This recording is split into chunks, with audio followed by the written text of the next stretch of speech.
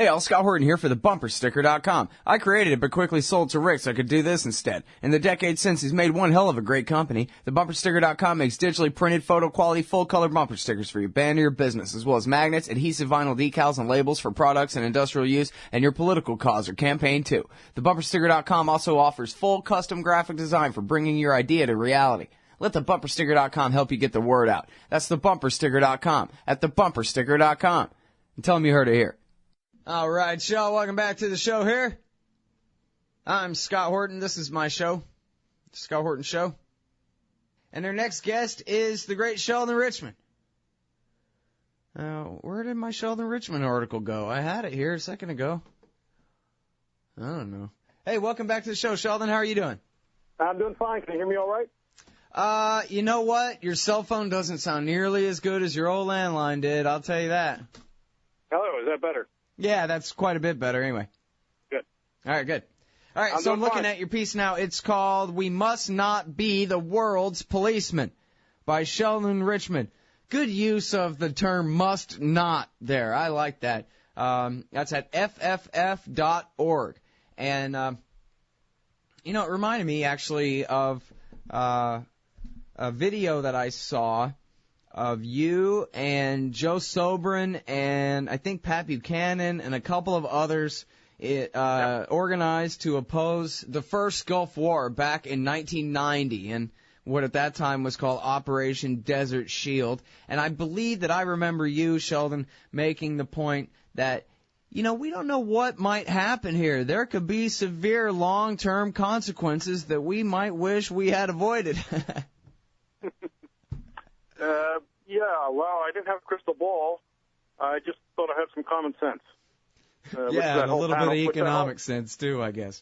Which that whole panel had. Yes, I have fond memories of that. It is online, actually. It's on YouTube somewhere. Yeah, it was Americans Against a Middle Eastern Holocaust or something like that, right? Something like that, yes. It was organized by the late Phil Nicolaides. A couple of million people have been killed in wars since then over there, so America's wars. So... Yeah. Good choice of the term Holocaust there, too. Nobody learned the lesson, unfortunately. A few people learned the lesson. Yeah. Now, take us back to that time, actually, because, I was just in 9th grade, and I was for the government exploding whoever overseas, What a great indulgence when the government is leading the parade of evil, Hooray for, a 14-year-old sociopathic young man like me. But, for the rest of you who were, grown-ups and thinking... Was there not, especially, it was George Bush Sr., and he was known to me, especially by way of Dana Carvey on Saturday Night Live. His catchphrase was to be prudent and to be, careful and responsible and very grown up and whatever. And yet, really, the Americans, they chose at the end of the Cold War, rather than being prudent, they would go ahead and take every opportunity that they had to expand. And it seemed like if people go back and watch that video now, it's you and Pat Buchanan and them. Y'all are the ones saying, hey, let's be prudent. And it's George H.W. Bush is up there beating his chest. Well, look, George H.W. wanted to be prudent, and George W. wanted to be humble. What's Obama want to be? He wants to be the Peace Prize winner. So there's a bad pattern here. Maybe we need a guy who says, let's be a warmonger, and then when he gets in, he becomes a pacifist. That's what we need to do, I think. Yeah, it should have been McCain. We'd all be rich and at peace right now. The other telling thing that George H.W. said in the build-up to that war in 1990-91 was, quote, what we say goes. I'll never forget that quote. That doesn't get quoted very much, but I saw him say that on TV, and so I'll never forget it. He said, this was, his first inclination was not to get involved. He did want to be prudent, but he happened to be at some Aspen event with the late Margaret Thatcher, who said, "Don't go wobbly on us, George." I didn't even see this in too many of the obituaries and eulogies about the great, the great small limited government person, Margaret Thatcher. But she said, "Don't go wobbly, George." And from that day, he became gung ho about going into Kuwait and bombing Iraq, and that's when he said, "What we say goes," and that goes with the America as world policeman people aren't gung-ho for getting into this. They seem to think this is a bit too much. But I think most people generally think the U.S.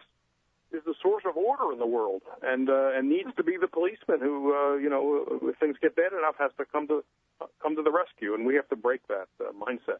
Well, are you sure it's so wrong? I mean, after all, it's got to be somebody, and America really does have fairness mostly in mind. We keep the sea lanes open, and we encourage the Europeans to get along instead of blowing each other up for a change. And isn't America's global hegemony a bit more benevolent than the average empire, Sheldon?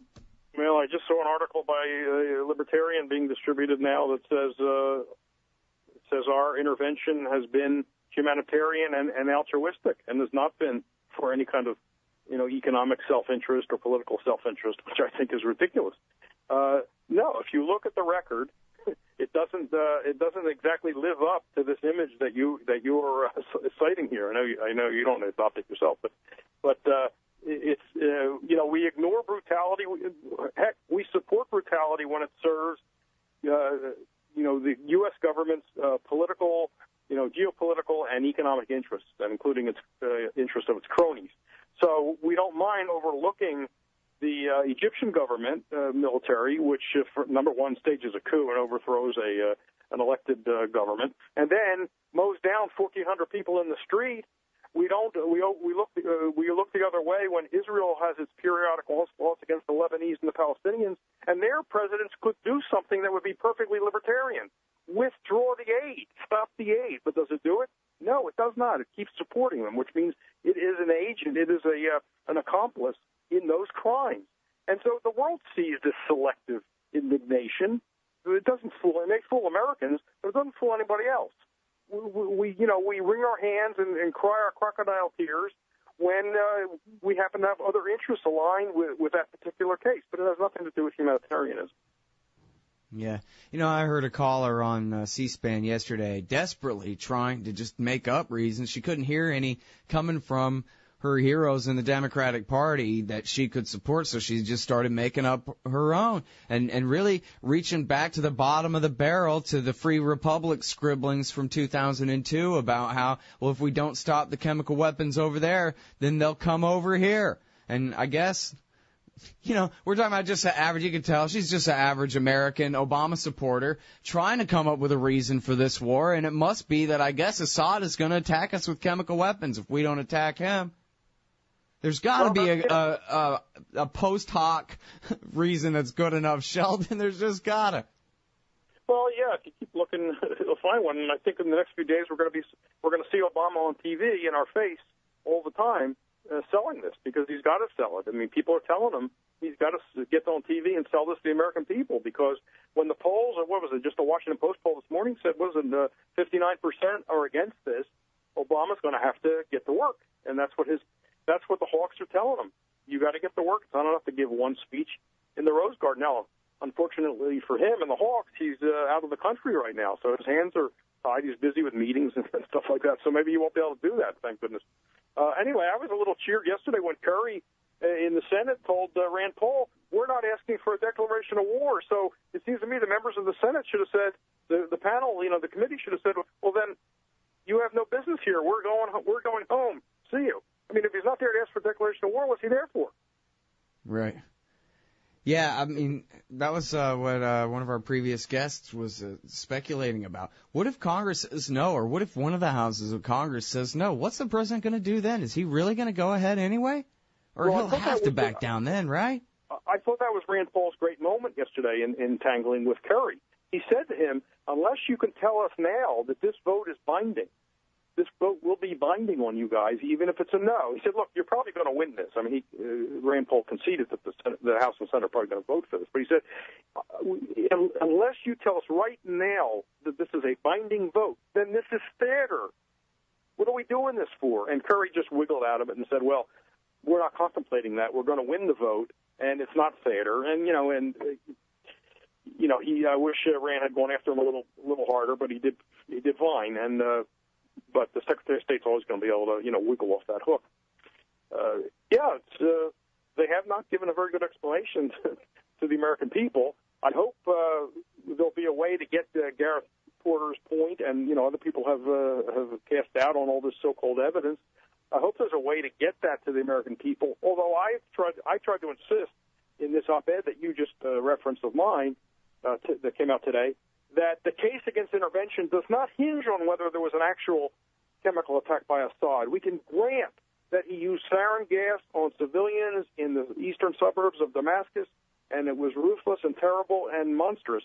We could grant that for the sake of argument. That only proves that he's a thug. It doesn't prove that we should intervene. That's a separate issue altogether. So we should debunk that, sure, because we need to know when the government's lying to us, because that's a full-time job. But that doesn't mean that the case against intervention stands if it turns out they're right in a given case. Well, you know what? In this case, let's just say for the sake of argument here, and obviously I'm for the abolition of the U.S. government in its entirety, so I'm just playing devil's advocate here. I don't mean to be like Richard Wolff when he says, let's just put aside the evidence for a minute and argue based on my fantasy about why we got to do this. But no, let's argue for devil's advocate point of view here, and maybe make it absurd, okay? How about this? And this isn't that absurd. Let's say that at least to the satisfaction of the average Sunni Arab in Syria, it is a proven fact that Assad did it, and that's it. They've had it. They're willing now to leave home and go join up the Jabhat al-Nusra suicide bomber brigades and try to take down Bashar al-Assad. And now let's say Assad's response to that is to use every last drop of chemical weapons he has to kill as many Sunni Arab fighting age males and whoever happens to be nearby them as he can. And it really does turn into a massive chemical weapons genocide, basically, against Sunni Arabs inside Syria. Is there no point at which Sheldon Richman says that, look, the U.S. government is the only one able, and somebody's got to bomb this guy till he stops this? You can't just sarin gas hundreds of thousands of people. Now, again, in case you're just tuning in, I'm making this up. It's a hypothetical situation, but I'm just saying, where's the line, Sheldon, where actually somebody does need to intervene? It's not our fight. The U.S. has no authority, even in international law, but no authority in internal law or constitutional law to be the policeman of the world. It just does not have that, and we must not let it play that role, because it won't be confined only to the rarefied case you can come up with hypothetically. It'll do plenty of other things that you wouldn't want it to do. It'll kill innocent people, and we can call that collateral damage. But as a friend of mine points out, if we're on the receiving end of collateral damage, we don't just shrug it off as collateral damage, do we? So we have to apply the same standard to us as to them. So no, the government, the U.S. government, has no legal or moral authority to play role police. Well, somebody pointed out to me on Twitter the other day about how there's so little discussion of possible collateral damage from American airstrikes, as though after all this, all of us, believe that airstrikes are these pinprick surgical type scalpel sort of instruments that only kill high-level bad guy government employees. Right. No, that's right. And I'm getting sick of this phrase "boots on the ground" or "no boots on the ground," because the way that's used now is to say, hey, there's nothing wrong here, where there's no risk. It's fine. No boots on the ground. It's like a magic word. Magic phrase you tell the American people, and it's like, okay, then do whatever the heck you want, as long as no boots on the ground. I imagine an Onion headline where I had Obama issuing Nike shoes to the troops so he could truthfully say there'll be no boots on the ground. Yeah. This is ridiculous. Or just dropping H-bombs on them. See? No boots. Exactly. No Americans killed. I would rather they just fly over and drop a lot of boots. Okay, if they want to only do that, I'll go for that. That they can do. Just drop boots. That's funny. Yeah, wouldn't that be great if that's what the Navy was for, like in the public relations, to just go around helping people when there's a flood or something? That would be hilarious. We have to break this mindset that U.S. is, look, there's a lot of, you had this horrible nightmare scenario, this hypothetical you just came up with. There's bad stuff going on in a lot of places. The Congo has been a hellhole. There was all these other places. I mean, terrible things go on. We're very selective. The U.S. government's very selective, and it's very cynical. And we cannot let the government get away with this pose that it's this humanitarian, first responder, or maybe not first, but eventual responder, and it only has humanitarianism at heart. We have to strip that bare. It sponsors atrocities, as I say in the article. Whenever a government represses its own population, chances are it's using equipment labeled "Made in the USA." Right. Yeah, and as Pat Buchanan has pointed out, I think he raised a couple of hypotheticals, like, oh yeah, well, what if the Chinese go to crush Mongolian independence? And what if a hardcore regime rises to power after Putin in Russia? People think he's bad. It could be a lot worse. And what if they reinvade Eastern Europe? Are we really going to give up the United States of America in a fight with Russia over Eastern Europe? No, we're not. I mean, depending, I guess, on how much of a maniac the president is at any given time. But, drawing the line at Germany was tough enough back during the Cold War. But, we being the U.S. government and its policymakers will tolerate and, of course, in some cases encourage and be, in other cases, directly responsible for mass death all over the world. And if the Russians reinvaded Estonia and whatever, that would be really sad. But it would also be tough for them. Well, and we can do our part to make sure things like that don't happen. And I'm not saying that's a perfect solution, but let's not threaten Russia. Let's not bring NATO up to their doorstep. Let's not keep acting as if the Cold War was on. We keep saying, oh, well, the Cold War's over. The U.S. didn't behave like the Cold War was over back in '91. They were encircling Russia and digging it in and doing their zone, their end zone dance and spiking the ball. They never stopped doing it. That's one reason. One reason we're going after Assad is Russia. The other reason is Iran. We don't want Russia to have any, ally in the Middle East because that challenges the U.S./Israel hegemony, and of course we don't want Iran to be anything but a compliant sock puppet, as you'd like to say, for the same reason. And that's one reason. Look, Assad was a good friend of ours not that long ago when we sent him people to be tortured. We outsourced torture to him, and he was our friend then. But, he's getting the Saddam Hussein and the Gaddafi treatment now. Right. He's outlived his usefulness for us. In fact, his father was even welcome to help America war against Saddam Hussein back in the first Gulf War in '91. Yeah, and his father kept the peace with Israel. The Golan Heights have been quiet for, over 40 years. I'm not sure Israel might want chaos in Syria. I'm not sure they want Assad overthrown. Yeah, well, that's my question. What the hell? I don't understand. I really don't. When the Assads, from the Israeli point of view, they're not perfect, obviously, whatever, but still, like you just said, they've been keeping the peace for generations there now. Why in the world, how in the world could Israel think that they're better off with a smashed warring nation state of suicide bombers and ethnic cleansers running around there for the medium term, if not indefinite future, I guess they've made a calculus that it's better to cause headaches for Iran's ally and Hezbollah's ally than to have things remain status quo. That's a guess on my part, but I don't pretend to know what's going on in Netanyahu's mind. Yeah. Well, now, when it comes to American domestic politics, I saw a story that said Raytheon stock is doing real good. I guess they do the cruise missiles and some of the drones and stuff. And then, obviously there's stories, many stories, more than could be expected, I think, more than I would have expected, about the American-Israeli Public Affairs Committee and their allies up on Capitol Hill lobbying for this thing. But you know what? I saw a thing this morning. It's on antiwar.com this morning where the chief of the Air Force is, he's kind of crabbing about his sequester cuts. But he's also saying, well, we're not really ready to do this. This is going to be a lot harder than Libya was.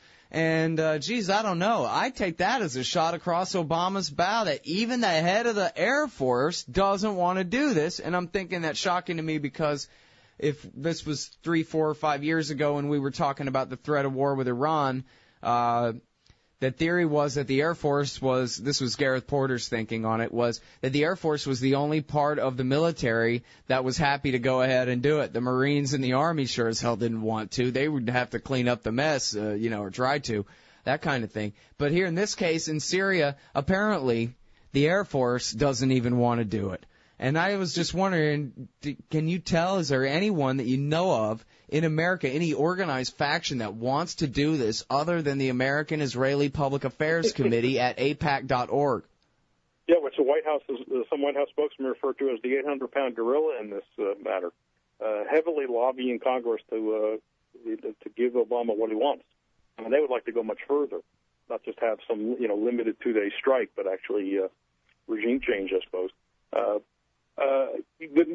Thankfully, the military seems reluctant. I read that Chair of the Joint Chiefs of Staff, Dempsey, kind of undercut Kerry, sitting right next to him in that Senate hearing. Kerry threw the ball to him a couple times, and he didn't exactly pick it up and run with it, like about what would be the consequence of a U.S. strike. Kerry wants to be able to say, oh, and we know absolutely this will only have good effects and will stop Assad from doing this again. And he didn't get the backup he expected to get from Dempsey. So maybe the military really doesn't want to do this. That would be good news. Well, they're doing another one of these things in front of the House right now. Thankfully, I've left the closed caption off. But yesterday, it was really something else watching the expert witnesses, Kerry, Dempsey, and Hagel, and the senators as well, all trying to dance around who the opposition is and how if you attack the government, you're pretty much de facto fighting on the side of its opposition at that point in this war going on over there. I don't know if you can really call it a civil war or just a bunch of foreign mercenaries at war or whatever it is, but boy, I mean, they were even talking about, as we talked about with our previous guest, boots on the ground came up in the context of, well, geez, if our strikes are too effective and the regime is unable to keep the rebel jihadist suicide bomber types away from the chemical weapons, that's when we might have to put boots on the ground, would be to keep our rebel friends away from the chemical weapons. Because, geez, if these guys are willing to do suicide attacks, what might they be willing to do with some sarin? Well, you'll notice that Curry, early in the hearing, said he didn't want anything taken off the menu, including boots. And then he had to backtrack and said, well, I was just answering a hypothetical.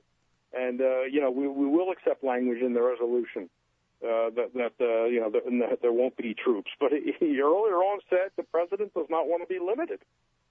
And that's the logic of it. You're right. What if that does happen?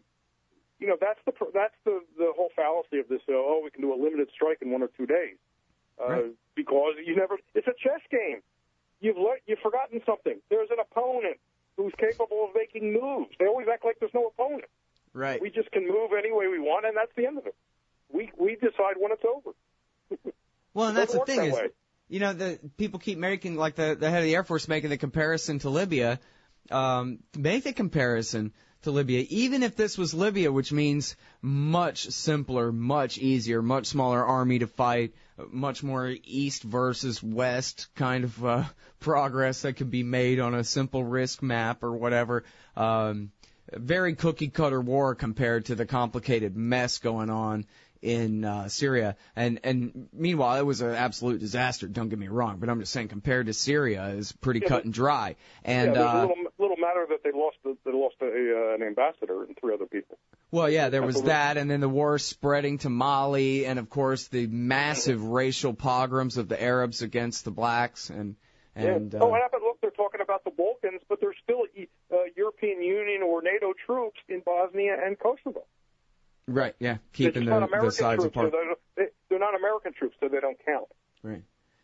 But yeah, I mean, in the Libya thing, too, it was it's that slippery slope. It's so obvious to begin with. I mean, we talked about on this show, probably you and me talked about on this show, when they were still dithering I guess, as they call it, and deciding what the hell they were going to try to do there, but they were, leaking trial balloons about no-fly zones. It was so obvious, the logic, that once you make a no-fly zone, you're taking responsibility for the civilian population of Libya under the claim that he's going to kill them all, of course, which was what they claimed. Oh, he's going to kill every last man, woman, and child and breathing little baby in all of Benghazi if we don't stop him.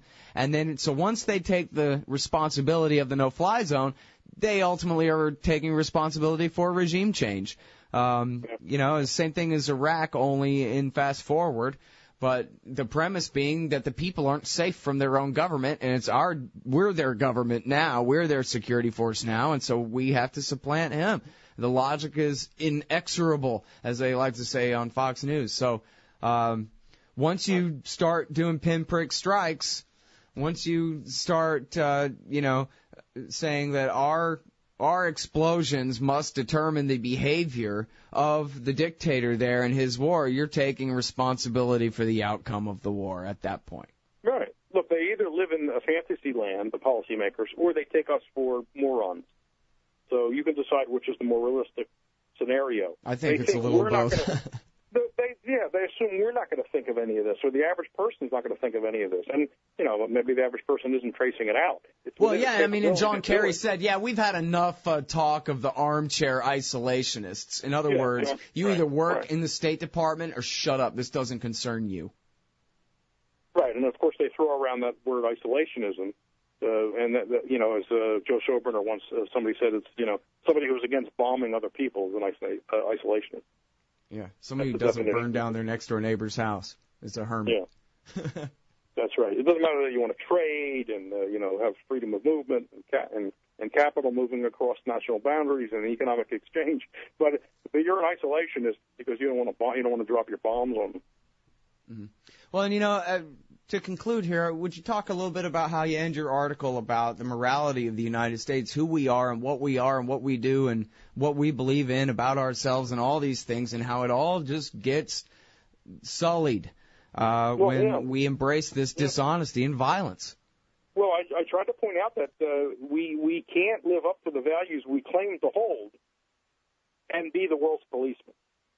We can't do both things because when we've already talked about the collateral damage, the killing of innocents that inevitably will happen if we're attempting to get involved in situations like this.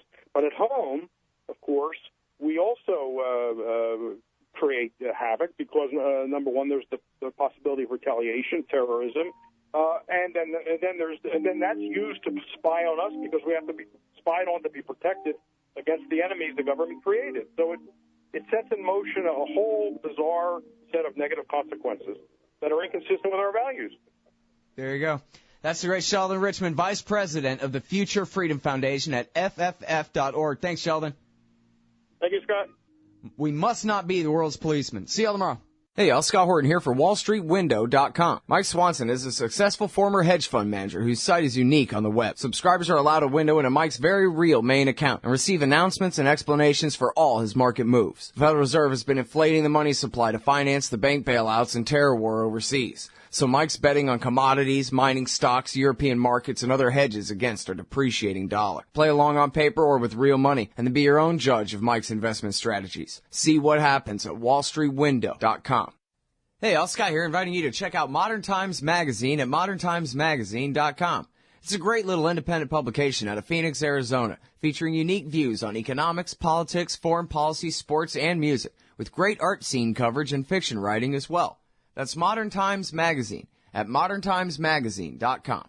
Hey, all, Scott here, hawking stickers for the back of your truck. They've got some great ones at LibertyStickers.com. Get your son killed, Jeb Bush 2016. FDR, no longer the worst president in American history. The National Security Agency, blackmailing your congressman since 1952. And USA, sometimes we back Al-Qaeda, sometimes we don't. And there's over 1,000 other great ones on the wars, police, state, elections, the Federal Reserve, and more at LibertyStickers.com. They'll take care of all your custom printing for your band or your business at TheBumperSticker.com. LibertyStickers.com. Everyone else's stickers suck. Hey y'all, Scott Horton here for Braswell Business Communication Services at FusePowder.com. Braswell Communications can provide a credentialed media presence for your company at industry conferences and trade shows, as well as support services and consultation for publishing, editorial and technical writing, business-to-business and marketing communications, research, and information campaigns. Braswell also does website development and complete web content maintenance to include voiceover audio and copywriting. Strengthen your business. FusePowder.com. Why does the U.S. support the tortured dictatorship in Egypt? Because that's what Israel wants. Why can't America make peace with Iran? Because that's not what Israel wants. And why do we veto every attempt to shut down illegal settlements on the West Bank? Because it's what Israel wants. Seeing a pattern here? Sick of it yet? It's time to put America first. Support the Council for the National Interest at councilforthenationalinterest.org and push back against the Israel lobby and their sock puppets in Washington, D.C. That's councilforthenationalinterest.org.